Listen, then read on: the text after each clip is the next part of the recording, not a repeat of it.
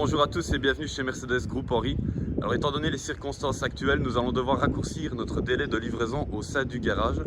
C'est pour ce faire que nous avons réalisé une petite vidéo explicative et complète sur la livraison d'un véhicule. Alors comme exemple ici devant moi nous avons pris la CLA coupée. Je vous expliquerai bien sûr durant la vidéo que les explications peuvent varier en fonction d'une option à l'autre et aussi en fonction du modèle.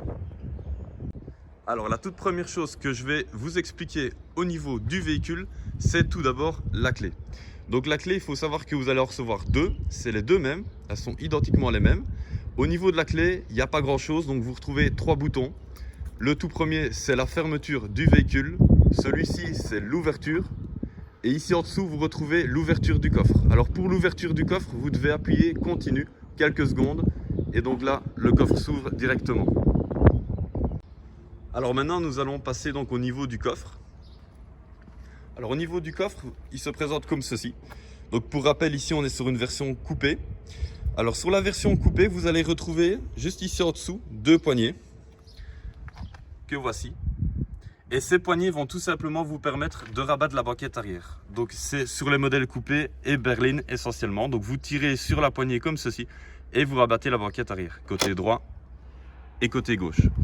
Alors ici vous allez retrouver le double fond et dans le double fond se trouve le kit anti-crevaison et le crochet de remorquage. Voilà. Alors ici c'est une coupée, donc le triangle se trouve sur la malle arrière ici. Voilà.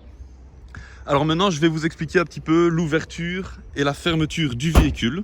Donc ça je vous l'ai expliqué tout d'abord via la clé. Mais celle-ci est équipée de l'option Keyless Go Comfort. Alors le Keyless Go Comfort c'est quoi? C'est une option qui va vous permettre d'ouvrir et de fermer la voiture tout en gardant les clés dans votre poche. Donc je m'explique. Ici on peut apercevoir le dessus des poignées qui sont chromés. Donc ça c'est un bel indicateur pour savoir quand vous avez l'option ou pas. Donc là je me trouve dans un périmètre d'1 mètre autour de la voiture. Donc c'est pour les 4 portières la même chose. On sait l'ouvrir en poignant dans la poignée. Et là on voit que les rétroviseurs s'ouvrent automatiquement. Et je sais fermer mon véhicule comme ceci. Donc voilà, ici je n'ai pas eu besoin de la clé. Je joue uniquement avec les poignées, tout simplement. Donc le geste c'est toujours celui-ci pour ouvrir, donc je poigne dans la poignée, et pour fermer c'est ceci ou alors ce geste-ci. Voilà, c'est quasiment la même chose. Donc pour l'ouverture du coffre, ici c'est un petit peu différent puisque celle-ci n'est pas équipée du coffre électrique, donc on ne sait pas l'ouvrir avec le pied.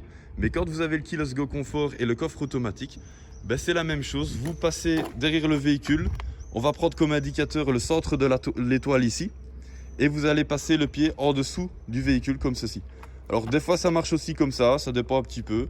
Et donc là le coffre va s'ouvrir automatiquement. Vous répétez le même geste pour fermer le coffre. Tout en restant toujours sur l'extérieur du véhicule, je vais vous expliquer un petit peu la trappe carburant. Donc celle-ci se trouve côté conducteur, elle peut aussi se trouver côté passager. Alors côté conducteur ou passager c'est la même chose, donc c'est une trappe à impulsion. Voilà, vous faites tout simplement ceci pour l'ouvrir. Et là, vous retrouvez donc deux bouchons. Donc le bouchon diesel et le bouchon AdBlue. Alors l'AdBlue, c'est quoi? C'est un additif qui vient se placer maintenant dans tous les moteurs diesel. Donc il ne se trouve pas dans les moteurs essence. L'AdBlue, c'est un additif que tous les constructeurs ont placé dans leur véhicule pour justement réduire les particules fines. Voilà. Donc ça se remplit essentiellement aux entretiens, mais c'est une chose qu'on peut faire bien sûr soi-même. Je vous montrerai bien sûr l'indicateur au tableau de bord, donc vous savez voir un petit peu le nombre de kilomètres qu'il vous reste à faire avec l'AdBlue. Alors ici, donc sur la trappe, on voit aussi l'indication pression des pneus. Voilà. Et donc je referme la trappe comme ceci. Donc bien sûr, si mon véhicule est fermé, donc on va prendre le cas. Je vais fermer le véhicule et là, je ne sais plus ouvrir la trappe carburant. Voilà. Maintenant, nous allons passer sur l'intérieur du véhicule. Alors, au niveau de l'intérieur du véhicule, je vais d'abord vous montrer une petite poignée qui se trouve juste ici en dessous, côté conducteur. C'est une poignée rouge qu'on peut apercevoir là. Donc, la poignée, vous la tirez vers le bas et ça vous permet d'ouvrir le capot moteur. Voilà. Alors maintenant, nous allons passer sur le système MBUX. Donc ici on va commencer par l'écran de droite. Donc pour rappel, vous avez donc deux écrans dans celle-ci. Voilà. Donc l'écran de droite se navigue de trois façons différentes. Soit tactile, directement à partir de l'écran. Ou alors vous pouvez naviguer avec le pavé tactile qui se trouve donc ici. Voilà. vous avez chaque fois la flèche de retour pour revenir en arrière et le bouton maison retour menu. Ou alors au niveau du volant, donc au niveau du volant côté droit, vous allez retrouver la partie du dessus ici, bouton menu, flèche de retour et le pavé tactile qui va vous permettre de naviguer dans l'écran.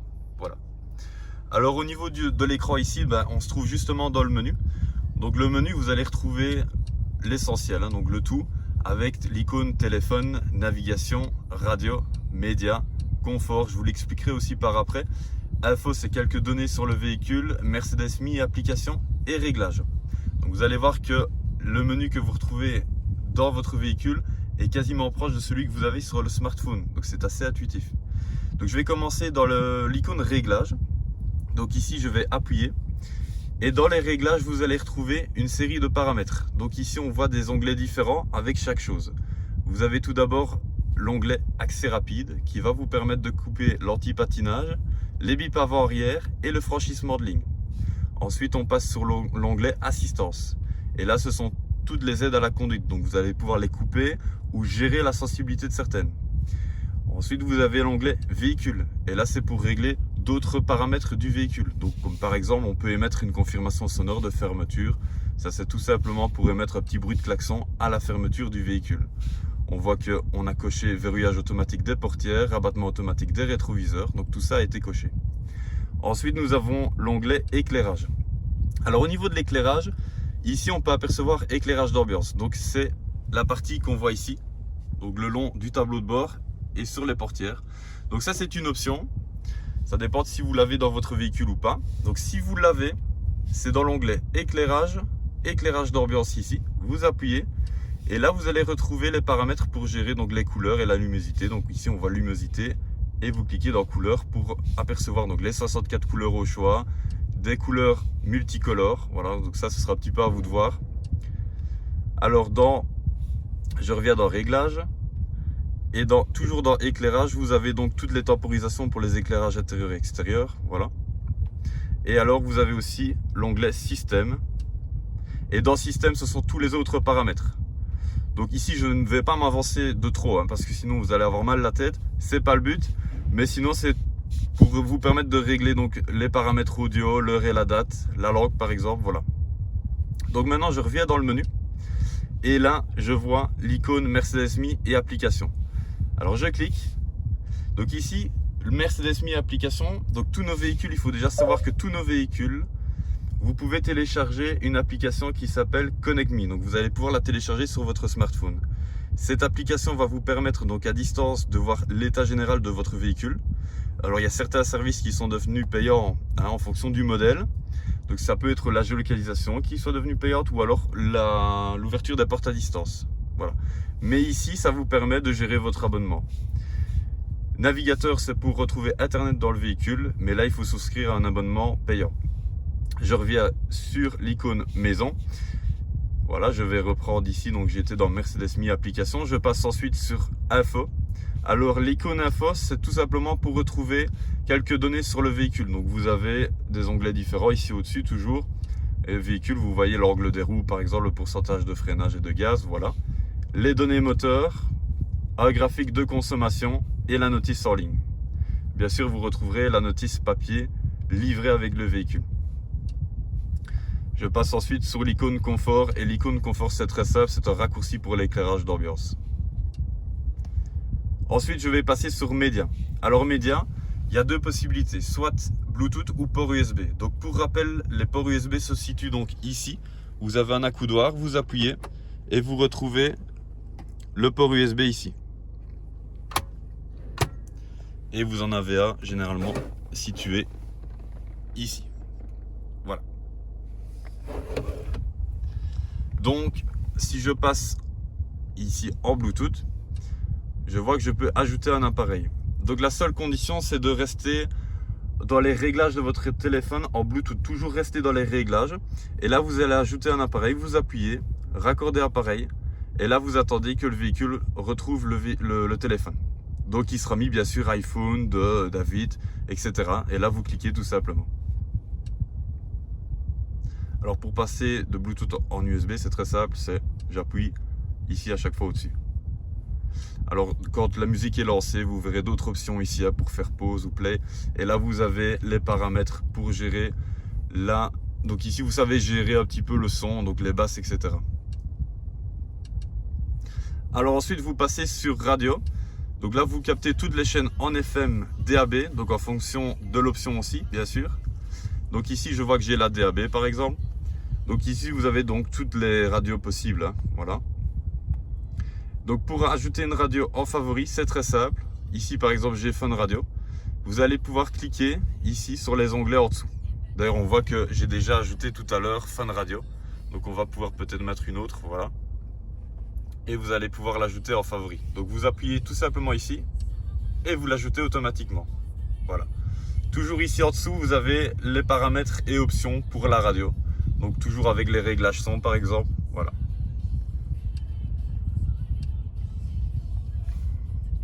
La navigation maintenant. Donc vous appuyez sur navigation et là vous retrouvez la carte. Donc toujours en dessous vous avez les paramètres pour la navigation et on voit qu'on peut cliquer donc sur où aller. Et en cliquant vous savez taper l'adresse manuellement. Voilà. Ici à droite vous avez les dernières destinations, favoris, destinations spéciales comme les stations-service, parking, restaurant. Donc ici c'est pour l'entrée manuellement, mais vous savez aussi l'entrée vocalement. Et ça, je vous l'expliquerai tout à l'heure.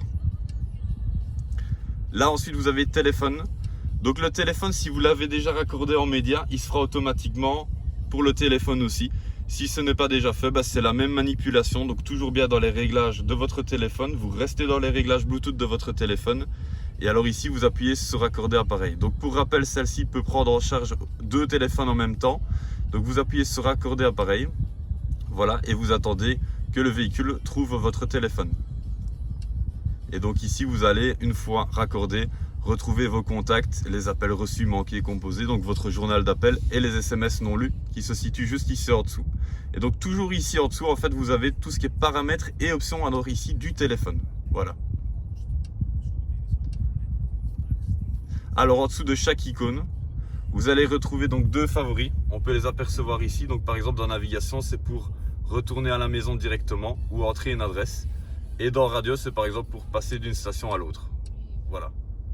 Ici au-dessus, vous allez retrouver une barre de recherche. Les notifications en haut à droite, ici. Voilà, donc les SMS non lus par exemple. Et à gauche, vous allez retrouver donc le retour maison ici. Et là, vous savez créer différents profils pour chaque conducteur. Tout simplement.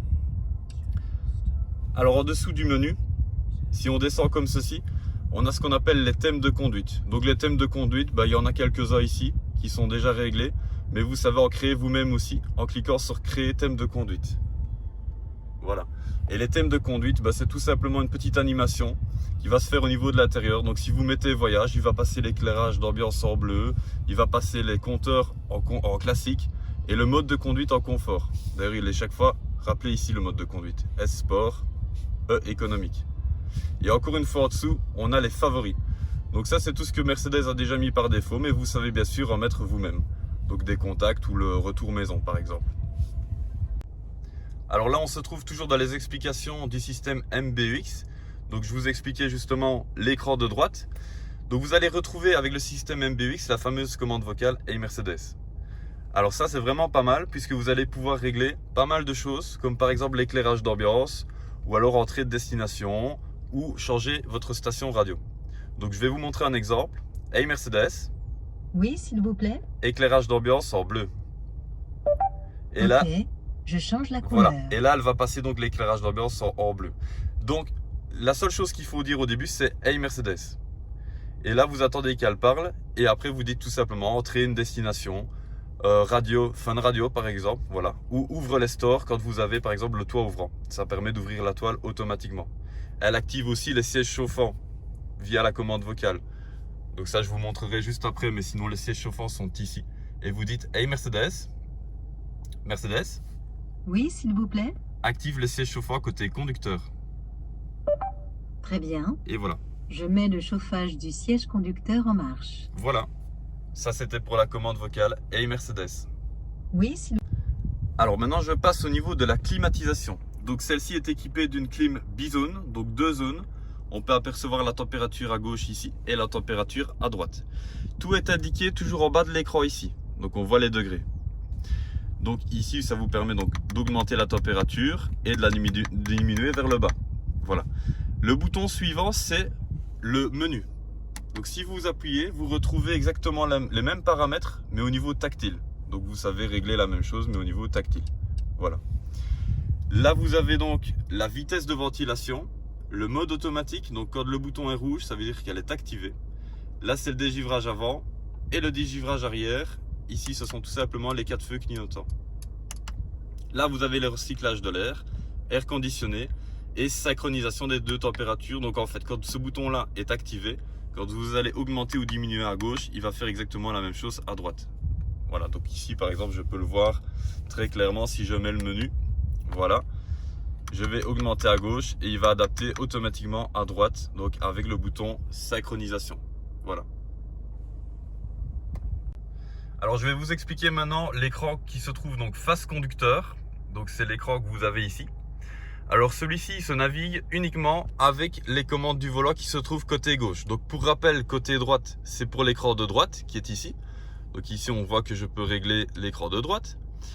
Et ici, côté gauche, c'est pour l'écran face conducteur. Donc vous avez la même chose, le bouton menu, flèche de retour et le pavé tactile qui va vous permettre de naviguer dans l'écran. Donc je vais appuyer sur le menu. Et là vous retrouvez un menu proche de l'autre, mais en plus simple ici pour le conducteur. Donc je vais pouvoir naviguer comme ceci, de droite à gauche, voilà. Et là vous allez sélectionner ce que vous souhaitez. Donc ici vous avez les assistances, téléphone, navigation, trajet, les radios, médias, design et affichage. Donc ici par exemple on peut changer le design des compteurs. Donc là c'est le compteur classique, mais je peux très bien mettre le compteur sportif. Voilà. Et ça change aussi côté droit. Donc ça ne change pas les modes de conduite, c'est uniquement le design des compteurs. Alors ensuite vous avez service de maintenance avec les messages d'alerte. Et ici je vous le disais tout à l'heure, donc le niveau d'AdBlue. Donc le niveau d'AdBlue se situe comme ceci. Vous appuyez et là vous savez voir le nombre de kilomètres qui vous reste à faire avec l'AdBlue, tout simplement. On peut apercevoir aussi l'échéance de l'entretien, pression des pneus, etc. Donc pour revenir ici en arrière, donc c'est chaque fois bouton menu, revenir en arrière, on retrouve l'icône trajet. Donc là au niveau des trajets, c'est toutes les consommations, hein, les consommations instantanées, votre moyenne, etc. Donc ici on peut apercevoir le nombre d'onglets qui est possible d'ajouter. Voilà. Et alors ici, ce n'est pas de droite à gauche, mais de haut en bas, pour faire varier l'affichage. Donc toujours au niveau de l'écran face conducteur, vous allez pouvoir régler et changer l'affichage des contours qui se trouvent donc ici. Donc on voit que par défaut, c'est les kilomètres-heure à gauche et les contours donc à droite. Toujours avec la roulette, avec le pavé tactile, vous allez pouvoir régler en vous dirigeant vers la gauche ou vers la droite. Vous allez voir qu'il y a un petit cerclage qui va donc entourer le contour. Donc une fois que vous vous trouvez par exemple à droite sur les contours, on sait monter ou descendre. Voilà, et là vous savez changer l'affichage du contour. Donc par exemple, je peux très bien mettre le GPS à droite, me diriger à gauche et mettre par exemple l'heure ou les consommations. Voilà. Je vais donc maintenant vous parler des autres commandes qui se situent toujours au volant. Donc côté droit, pour rappel, la partie du dessus ici, c'est pour naviguer dans l'écran de droite.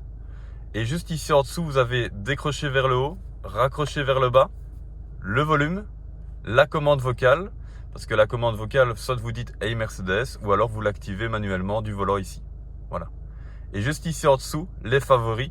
Donc comme je vous l'ai expliqué tout à l'heure, c'est pour retrouver les favoris sur l'écran de droite ici. Et côté gauche du volant, donc la partie du dessus, ça va être essentiellement pour naviguer dans l'écran face conducteur ici. Et en dessous, vous avez donc le cruise control et les limitateurs de vitesse. Alors au niveau du cruise control et du limitateur de vitesse, donc ces deux boutons-ci vont vous permettre de choisir l'un ou l'autre. Donc vers le haut, vous avez le cruise control, vers le bas, vous avez le limitateur. Et tout est indiqué toujours à l'écran. On peut apercevoir ici, limitateur. Le bouton qui est juste à côté va vous permettre de bloquer votre vitesse ou de l'augmenter et de la diminuer par 1 ou 10 km/h. Et donc toujours, c'est indiqué ici à l'écran. Voilà.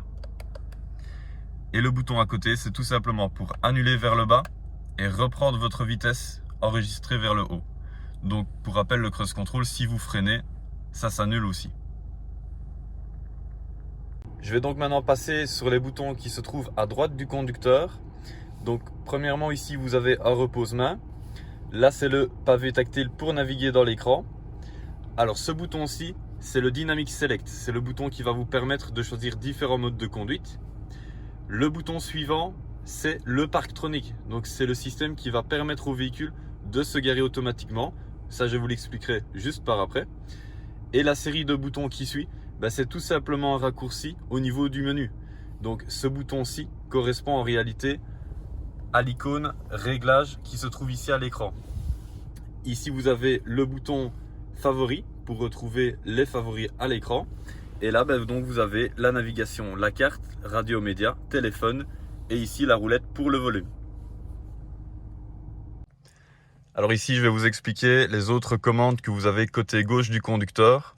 Donc tout d'abord sur la portière vous retrouvez les 4 fenêtres électriques, le blocage des vitres arrière, les réglages des rétroviseurs extérieurs, donc droite et gauche. Donc vous sélectionnez bien l'un ou l'autre et vous réglez avec les flèches directionnelles ici. Et le bouton central c'est pour les rabattre de l'intérieur. Voilà.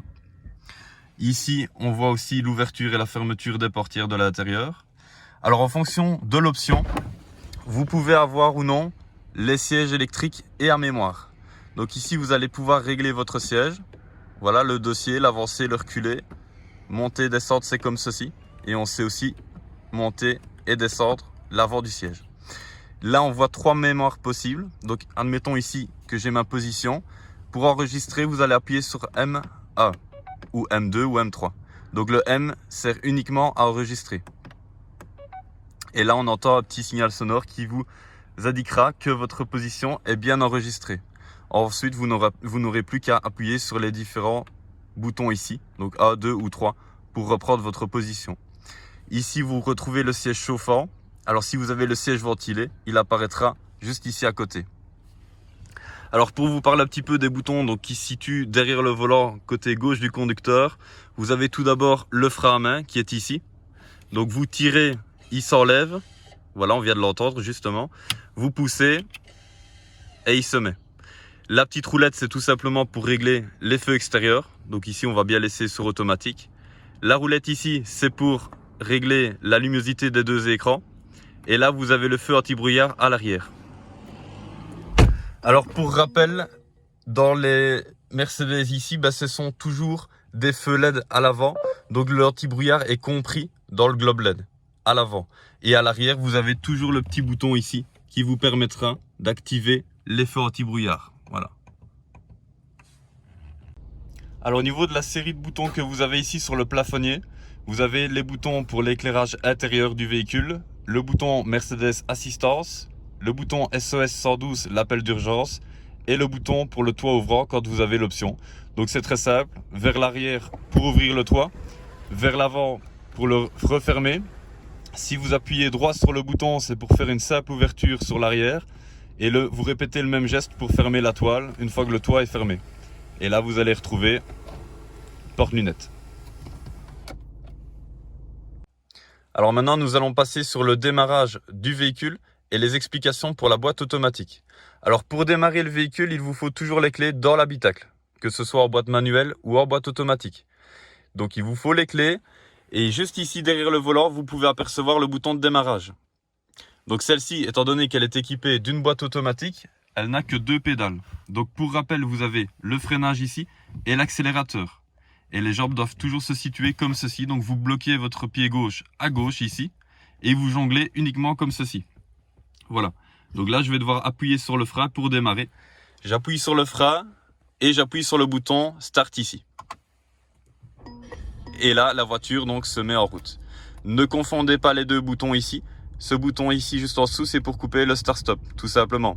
Donc je rappelle, le start-stop, c'est quand elle permet de s'arrêter, par exemple au feu rouge. Le moteur se couple et dès que vous allez retirer votre pied du frein, elle va redémarrer. Voilà. Donc pour une boîte manuelle, c'est un petit peu différent puisqu'il faudra appuyer sur l'embrayage et puis sur le bouton pour démarrer. Pour la boîte automatique, donc chez nous, tout se situe derrière le volant ici à droite. Donc vous avez la commande de la boîte automatique. Donc vous allez pouvoir mettre la marche arrière vers le haut, la marche avant vers le bas. Entre la R et la D, c'est la neutre. Et le mode parking, vous devez appuyer à l'extrémité de la commande juste ici et vous appuyez comme ceci, tout simplement. Donc les différents modes de conduite de la boîte automatique sont indiqués ici à l'écran. Donc vous avez le mode parking, R, N et D. Donc ne confondez pas vos essuie-glaces. Tout ce qui est clignoteur et essuie-glace, tout se trouve sur la commande de gauche. À droite, c'est uniquement la boîte automatique. Donc pour les essuie-glaces, c'est très simple. Vous avez le position 0 ici, première automatique, la deuxième automatique et puis les deux continus. Et pour les gicleurs, c'est le bouton ici à l'extrémité. Et les clignoteurs, ça c'est classique, vers le haut ou vers le bas et appel de phare vers vous. Voilà. Donc au niveau de la boîte automatique, je vois ici que quand j'ai mis le véhicule en route, je suis donc sur le mode parking. Alors ne confondez pas, ici c'est C comme confort, ça c'est par rapport au mode de conduite. Donc pour le petit rappel, pardon, c'est le petit bouton Dynamic Select qui est ici, où vous allez pouvoir changer les modes de conduite. Vous voyez, Eco, Confort, Sport. Donc si vous mettez Sport, il mettra S juste ici au tableau de bord. Voilà.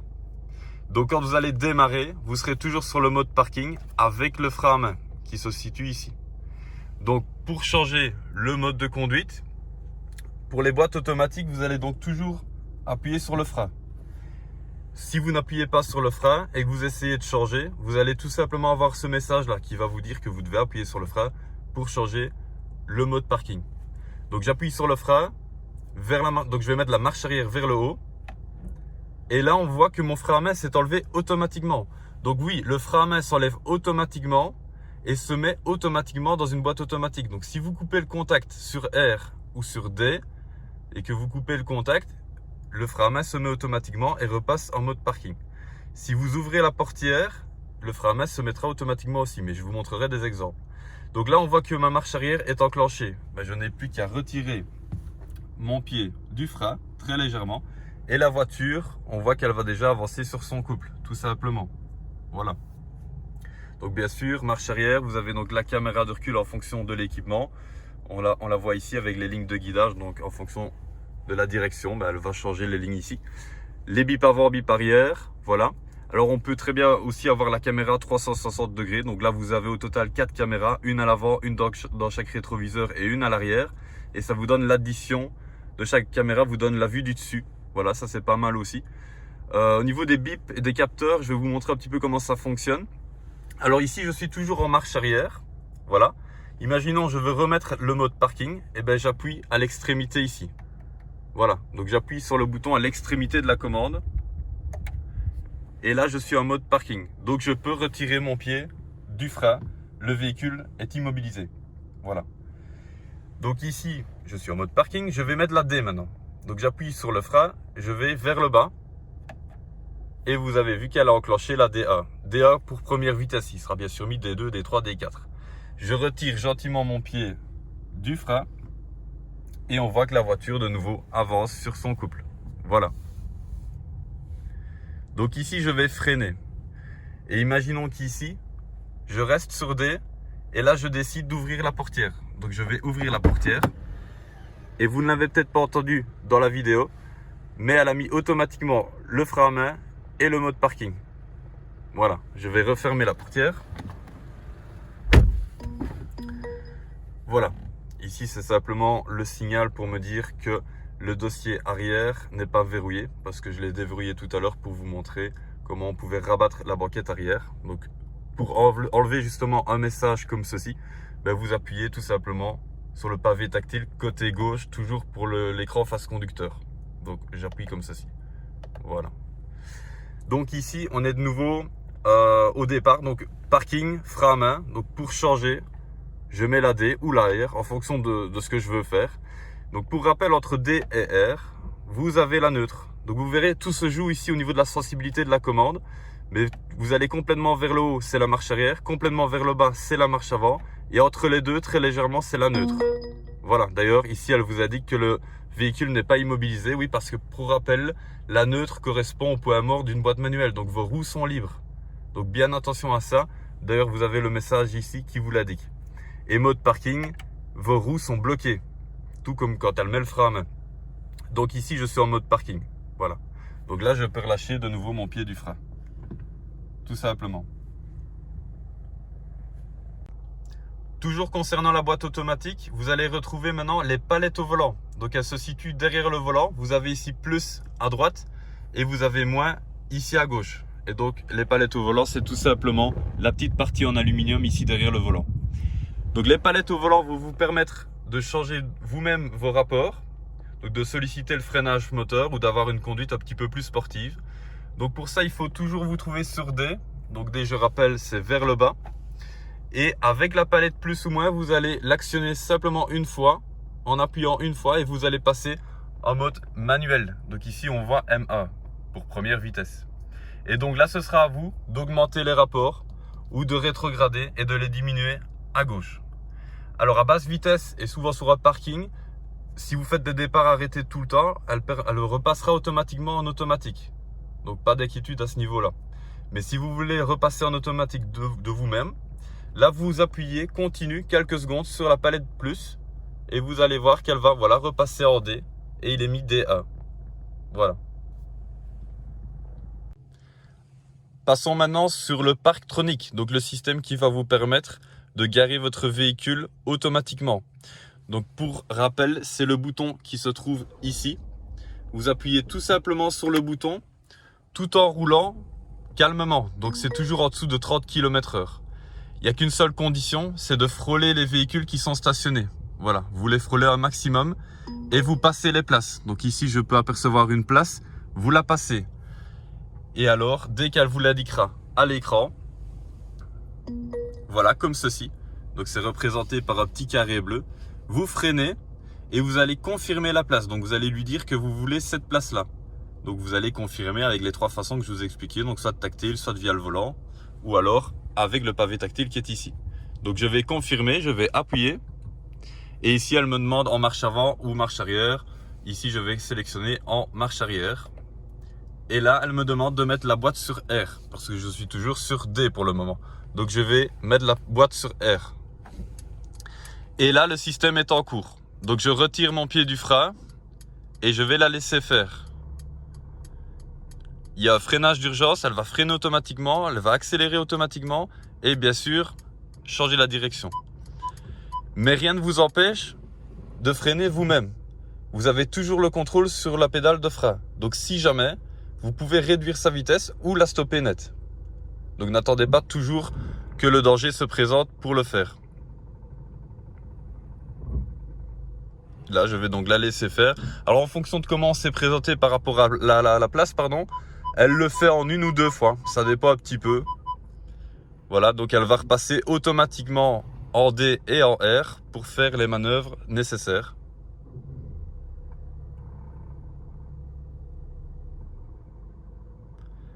Une fois qu'elle aura terminé, elle repassera automatiquement en mode parking. Voilà, donc là je peux couper le contact et sortir de mon véhicule. Alors une fois qu'on est entré automatiquement, elle vous permettra de sortir automatiquement. Vous réappuyez tout simplement sur le même bouton et vous allez voir qu'à l'écran juste ici, elle vous demande de sélectionner droite ou gauche. Donc par exemple ici je vais sélectionner droite, je sélectionne et elle me demande de mettre la boîte sur D maintenant. Donc je mets la boîte sur D. Et elle va ressortir de sa place, donc je retire mon pied du frein, toujours la même chose. Je fais quand même attention aux voitures qui viennent là, sinon je freine moi-même. Vous voyez ici, ça c'est moi qui ai freiné. Voilà, donc dès que je freine, tout est arrêté. Le système est toujours en cours, mais tout est arrêté. Pour annuler le système en cours, donc vous freinez et vous donnez un à-coup dans la direction. Et là, tout s'annulera, mais ça je vous le montrerai juste après. Et donc là, elle va ressortir. Alors ici, bien se préparer à reprendre le volant en main, vous allez avoir un signal. Et le signal, le voici. Donc il apparaît là, efface conducteur. Et là, il faut reprendre le volant en main. Voilà. Alors, elle se gare aussi bien en créneau et en voie de garage. Donc en voie de garage, c'est ce que je vous ai montré. Et en créneau, c'est un créneau. Attention qu'elle ne lie pas les lignes au sol. Donc si vous voulez, la place que vous avez ici, elle ne va pas se garer comme toutes les autres. Elle va se garer en créneau. Tant qu'elle a la place entre un point A et un point B, elle prend toute la place. Donc ici, si j'essaye de sélectionner la place, elle va me la prendre en créneau. Donc ça, bien faire attention. Si vous voulez vous garer en voie de garage, il faut lui trouver une place où elle n'a pas le choix. Où elle doit se garer obligatoirement en longueur. Voilà, donc ici, on peut essayer de faire le test. Je vais passer la place. Voilà, et ici, vous voyez, elle l'a prise, mais en créneau. Donc en créneau, c'est la même chose. Vous sélectionnez la place, vous mettez la marche arrière et ça se fera automatiquement. D'ailleurs, on peut le faire. Je vais sélectionner une nouvelle fois. Elle me demande de nouveau de mettre la marche arrière. Donc je mets la boîte sur R. Et là, le système est en cours. Et là, je vais pouvoir vous montrer comment annuler le système en cours. Donc ici, vous voyez, elle va se garer en plein milieu des places puisque les lignes au sol sont mises différemment. Elles sont mises en voie de garage. Voilà. Donc pour annuler le système en cours, donc là il est en cours, je freine, j'appuie sur le frein et je donne un à-coup dans la direction. Et là tout est annulé et vous reprenez automatiquement la main. Voilà.